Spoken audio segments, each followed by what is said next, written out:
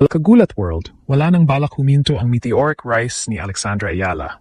Matapos gulatin ang mundo sa kanyang mga giant killing performances ngayong season at makakuha ng wildcard sa mga pinakamalalaking torneo sa Europa, isa na namang makasaysayang kabanata ang maaring mabuksan para sa 20 anyos na Pinay sensation.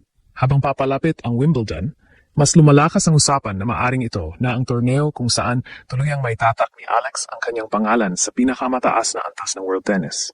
Hindi na siya simpleng junior champion na may potensyal. Ngayon, isa na siyang seryosong banta laban sa mga veterano at mga miyembro ng top 10.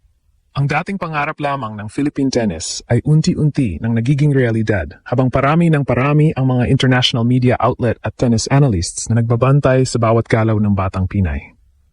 Ngunit ang Wimbledon ay ibang klaseng hamon. Ito ang pinakasikat at pinakatradisyonal na Grand Slam sa mundo.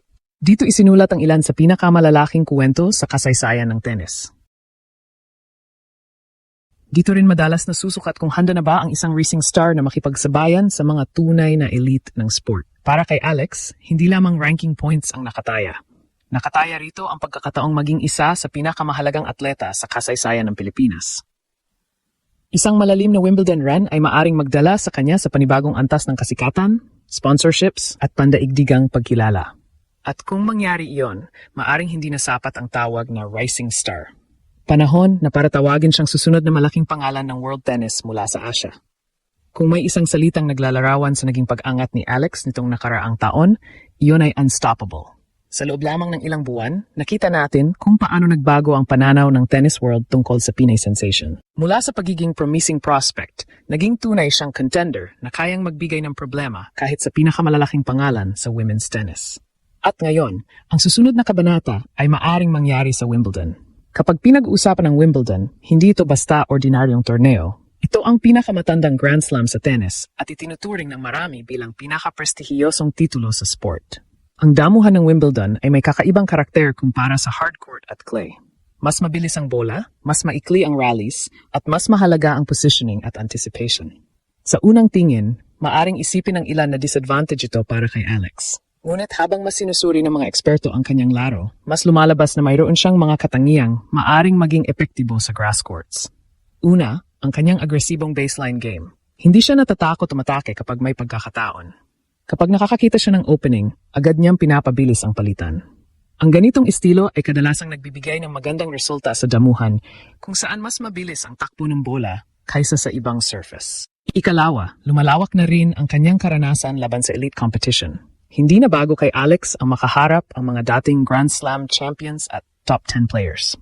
Sa halip na kabahan, mas madalas nating nakikita na nagiging komportable siya habang tumatagal ang laban. Ito ang isa sa pinakamahalagang palatandaan ng isang manlalarong papalapit sa world-class status. Ngunit higit sa lahat, ang pinaka-nakakagulat ay ang maturity niya sa murang edad. Habang maraming batang atleta ang nahihirapang hawakan ang pressure ng international spotlight, mas lalo namang lumalakas si Alex habang tumitindi ang atensyon. Bawat malaking panalo ay hindi nagiging dahilan para maging kampante. Sa halip, ginagamit niya itong inspirasyon upang magtrabaho pa ng mas mabuti. Kaya naman habang papalapit ang Wimbledon, hindi na lamang simpleng representasyon ng Pilipinas ang dala niya. Dala niya ang pag-asa ng isang bansang matagal nang naghihintay ng tunay na global tennis superstar. At kung magpapatuloy ang kasalukuyang trajectory ng kanyang karera, maaring hindi na tanong kung gagawa ba siya ng kasaysayan. Ang tunay na tanong ay kung gaano kalaki ang kasaysayang kaya niyang likhain. Ngunit kung may isang bagay na lalong nagpapakaba sa mga kalaban ni Alex, hindi lamang ito ang kanyang talento. Ito ay ang bilis ng kanyang pag-unlad. Sa tennis, maraming batang manlalaro ang nagiging matagumpay sa junior level, ngunit nahihirapang mag-transition sa professional tour. Ang pagitan ng junior tennis at elite professional tennis ay parang pagitan ng isang pangarap at isang realidad. Mas mabilis ang laro, mas malakas ang mga tira, at mas mabigat ang pressure. Ngunit sa kaso ni Alex, mas mabilis kaysa inaasahan ang kanyang pag-akyat. Bawat torneo ay nagiging bagong oportunidad upang patunayan na kaya niyang makipagsabayan sa pinakamahusay sa mundo. Hindi na siya basta participant. Hindi na rin siya simpleng underdog na masaya na makapasok sa main draw. Unti-unti na siyang tinitingnan bilang isang manlalarong may kakayahang manggulat sa kahit sinong kalaban sa anumang araw. At yan ang dahilan kung bakit napakahalaga ng Wimbledon.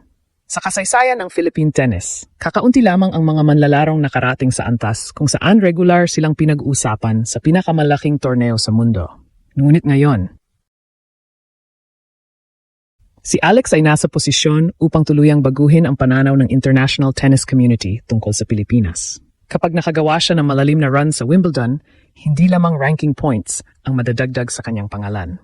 Maari itong maging turning point ng kanyang buong karera. Isipin natin ang epekto nito. Mas maraming international sponsors, mas maraming television exposure, mas maraming wildcard opportunities, mas maraming invitations sa malalaking tournaments. At higit sa lahat, mas maraming kumpiyansa laban sa mga elite players. Yan ang madalas na nangyayari kapag ang isang rising star ay nakagawa ng breakthrough sa Grand Slam stage. Minsan, isang malaking torneo lamang ang kailangan upang tuluyang mabago ang trajectory ng isang atleta. Ngunit hindi magiging madali ang landas. Ang Wimbledon draw ay kadalasang puno ng mga dating champions, top 10 players, at mga grass court specialists na maraming taong karanasan sa surface. Isang maliit na pagkakamali lamang ay maaring magbago ng buong laban. Dito masusubok ang mental toughness ni Alex. Sa mga nakarang taon, nakita na natin kung paano siya bumangon mula sa mahihirap na sitwasyon. Nakakita tayo ng mga laban kung saan dehado siya sa papel, ngunit nagawa niyang baliktarin ang momentum gamit ang kanyang tapang, disiplina, at fighting spirit. At marahil iyon ang pinakamahalagang dahilan kung bakit patuloy siyang sinusubaybayan ng mga Pilipino. Hindi lamang dahil nananalo siya, kundi dahil kinakatawan niya ang isang bagong henerasyon ng mga atletang Pilipino na hindi natatakot mangarap ng mas malaki kaysa dati. Habang papalapit ang Wimbledon, mas lalong tumitindi ang pananabik ng buong bansa. Ang dating imposibleng pangarap na makita ng Pilipino na gumagawa ng ingay sa pinakamalaking tennis stage sa mundo ay unti-unti nang nagiging realidad.